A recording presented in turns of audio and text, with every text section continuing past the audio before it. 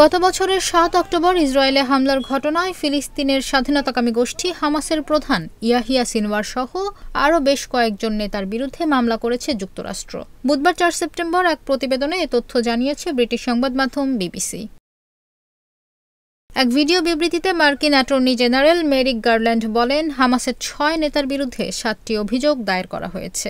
অভিযোগগুলোর মধ্যে মার্কিন নাগরিকদের হত্যা, সন্ত্রাসবাদের অর্থায়নের ষড়যন্ত্র এবং গণবিধ্বংসী অস্ত্র ব্যবহারের বিষয়গুলো অন্তর্ভুক্ত রয়েছে। অভিযুক্তরা যদি দোষী সাব্যস্ত হন তাহলে তাদের সর্বোচ্চ শাস্তি যাবজ্জীবন কারাদণ্ড বা মৃত্যুদণ্ড হতে পারে বলে জানান মেরিক গারল্যান্ড।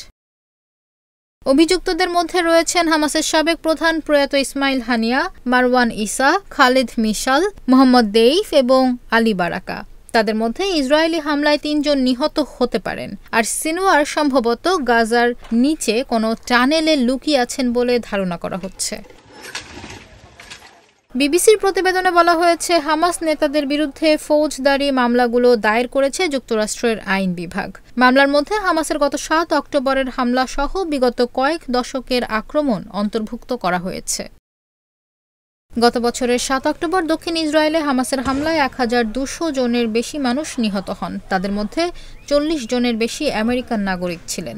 এছাড়া অন্তত ২৫১ জনকে জিম্মি করে নিয়ে যায় হামাস যোদ্ধারা।